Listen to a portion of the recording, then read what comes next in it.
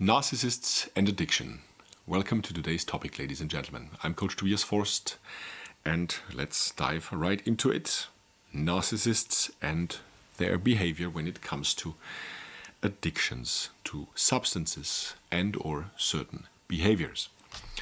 So let's analyze this in the same way as we did look at your possible addictions due to having received or still receiving narcissistic abuse. The structure will be quite the same. So we look at the baseline, his or her motivation, his or her behavior. Then we will go through the effects of their addiction on your lives. And last but not least, what you can do about it.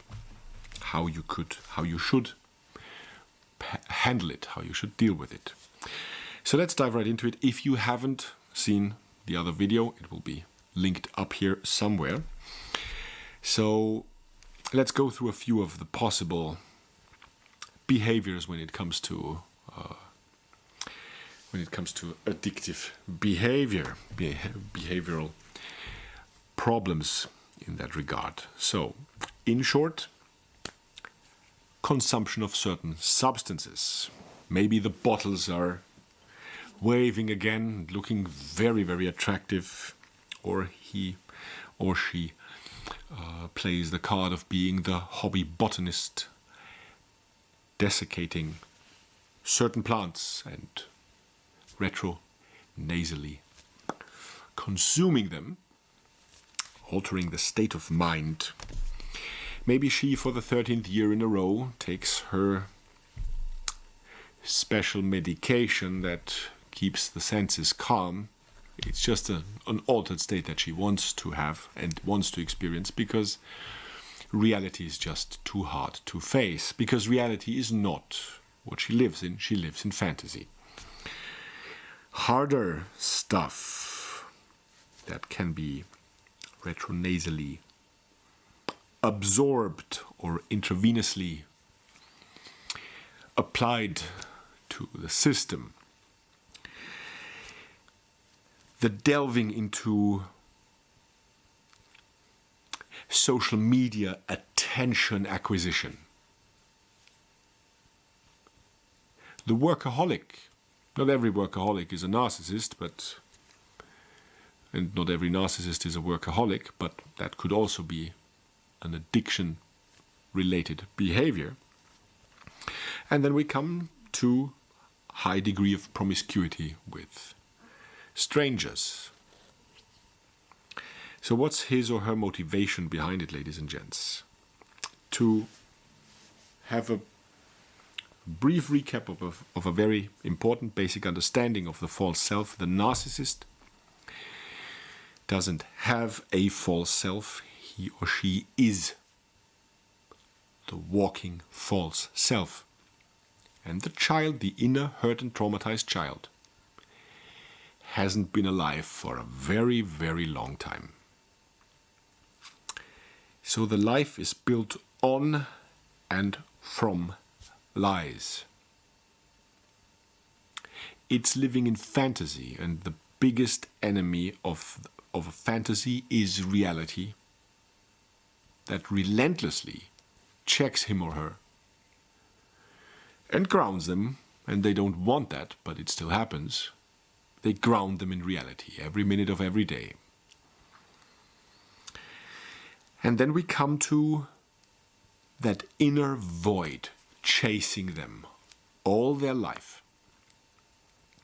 It's relentless. If you want a sort of a more or less adequate depiction of how this must probably feel like, in the game Prince of Persia, The Sands of Time, I think it was from 2011, the protagonist manipulated time with the sands of time in the dagger that he stole, and he manipulated time, which led the guardian of time, the Dahaka, to chase him, a black, shadowy, smoky, big, muscular, bipedal and armored and tentacled entity that constantly chases the prince throughout the entirety of the game. And if the prince is not careful, it will catch up And in the end, it will consume the prince. So what does the prince require, as the narcissist requires with regard to his inner void? Keep on the run. Keep in motion. Never stop. Distraction, distraction, action, action. Dopamine and dopamine. Never stop. Never rest. Otherwise, the Dahaka will catch up and consume him or her. This would be a state of collapse. And it is of the utmost importance to a narcissist to avoid yet another collapse. And they all go through this several times in life. Well, it's a topic for a different time. We've talked about narcissistic collapse. Let's get back to the topic. How does his or her behavior when it comes to addiction, how is this expressed? The consumption of substances is very welcome. What's also very welcome is a behavior towards other people, especially when it comes to intimacy or fake intimacy. It's intensity and not really intimacy, but sexual behavior, where a lack of substance, a lack of emotional substance in certain kinds of behavior is very, very welcome. It's about short-term dopamine, repeat, repeat, and repeat. It's the chasing of constant distractions. And if substance A or behavior A yields diminishing returns, doesn't have those effects as it had like half a year ago, then substance A or behavior A needs to be increased in shorter intervals and in higher intensity. And if that doesn't suffice, they add substance or behavior B, and then substance or behavior C, and so on and so forth. And over time, they acquire quite a lot of addictive behavior and addictive actions, regardless of whether it be only actions or the consumption of substances or any type of mix thereof. So all of that said, you could now say, okay, all right, cool, I'll just leave them on their own path to self-destruction, which is a smart course, and I can only recommend that if that is possible for you to do so. But many of you are still in situations where they are exposed and are forced to spend time with somebody who has certain addiction problems. What effect does his or her substance behavior have on you? 3 different parts: a general part, a male-specific part, an effect on you as a man, and a female-specific part, effects on you as a woman. There will be overlap, but there are a few differences that need to be kept in mind. Number 1, in general, there will be attempts to lure you and pull you into the same kind of behavior. That is especially dangerous, ladies and gentlemen, when it comes to substances. They need your participation. They know it's damaging, they know it's wrong, they know it's not the smart choice. But they cannot face this within themselves. Remember, the haka is still chasing. But in order to regulate them, if they have you as a willing participant, they can externalize this possible, not necessary, but possible hatred for this kind of behavior, attach it onto you, and criticize it on you. That might or might not happen, but still, it's about finding a buddy on the same playground, and this is where you come in, where you should come in, according to the narcissist. Moreover, and we're entering legal territory here, if it's about substance consumption or actions that are beyond legality, he or she now has something in hand to exert pressure onto you. He or she might not care that they did what they did, but for you there's a lot at stake. He or she will keep quiet if you continue participating and over time expanding on what you're doing and consuming, because you have a lot more to lose than him or her, and they know it, and they will use it, because you need to be kept at heel, ladies and gentlemen. Number 2, effects on you as a man. Remember, please, or keep in mind that number 2 and number 3 are only excerpts when it comes to the effects on you as a man or you as a woman, and it's in no way all-encompassing. We will take, for both examples, number 2 and 3, the topics of addiction to promiscuity and addiction to substances. She is on another she's on another business trip in order to increase her skills in certain job-related aspects. Or driving to her aunt again, or her girlfriend's in that faraway town that takes 3 hours to reach. And it's a mix and match between all those. And you think over the next few months and 2 years that she's been on those business trips so often, you should be able to plaster certificate after certificate throughout the entirety of the apartment. But there are none, because the truth is that she wasn't where she said she was. She, again, has turned herself into a through station.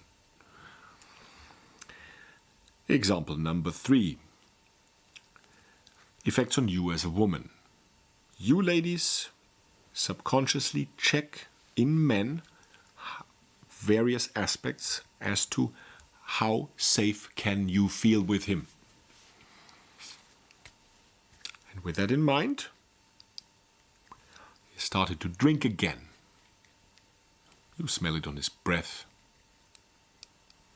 It's Wednesday, usual time, or whatever other day that he does it. Or his consumption, his need for nose wipes has suddenly increased because it's Friday night and he has this certain gaze, the way he looks at you. And your system tells you that you cannot feel safe emotionally and physically. He just fails those checks again. Moreover, what you smell on his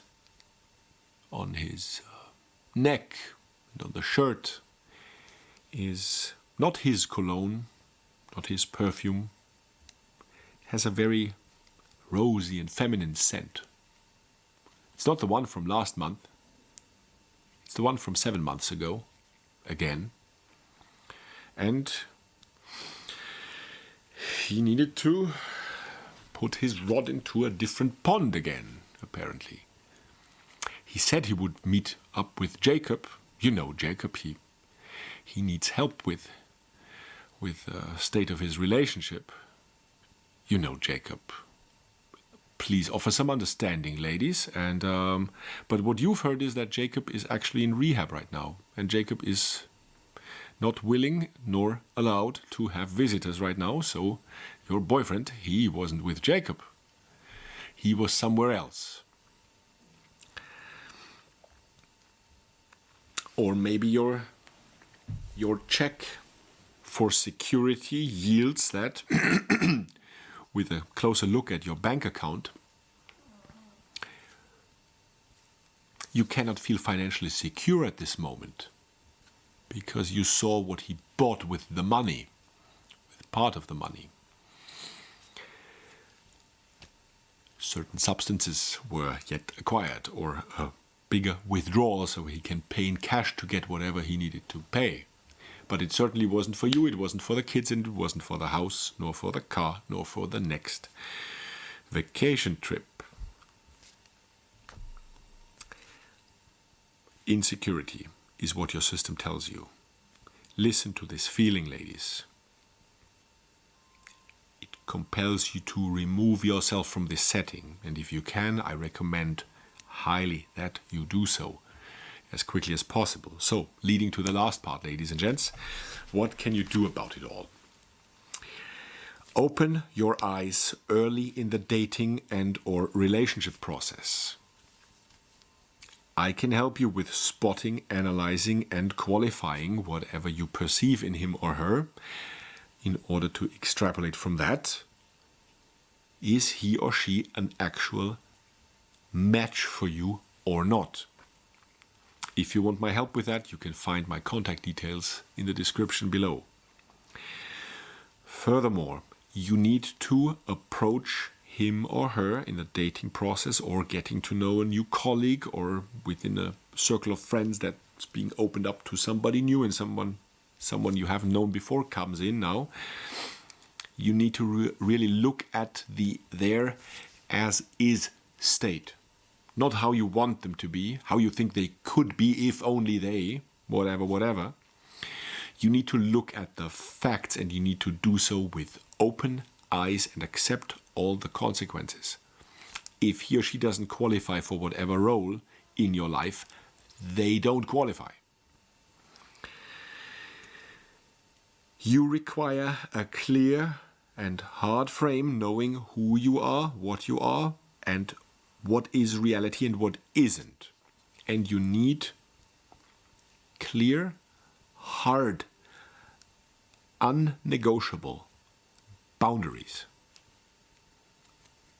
Is a certain type of intimate attention by the opposite sex very important to her or to him? Why is that? Is that something you're okay with? Is it impossible? Are you in the business of improving the local beer market with all your weekly expenses because of him or her? Are you okay with that? Is he or she again putting your children in a state of fearfulness and unease and insecurity? Are you okay with that?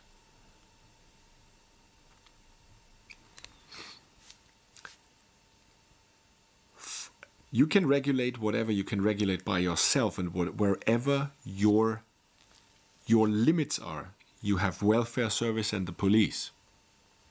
Never forget. In those cases, ladies and gentlemen, that you haven't considered any of what I just said so far because you're in this situation.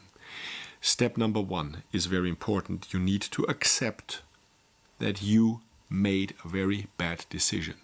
Take responsibility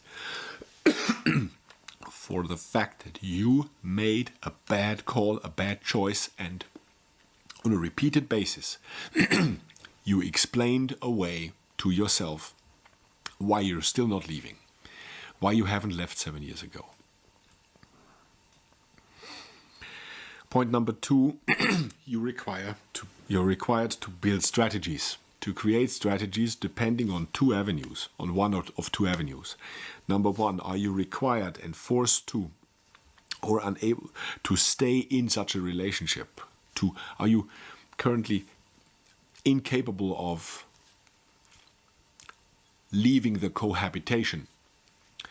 Or if you are able to leave a setting of cohabiting with him or her, plan it in secrecy and in silence. Let the actions speak for you. Ladies and gentlemen, you do not have any obligation to indulge in something, to participate in something that is not good for you. Especially in those cases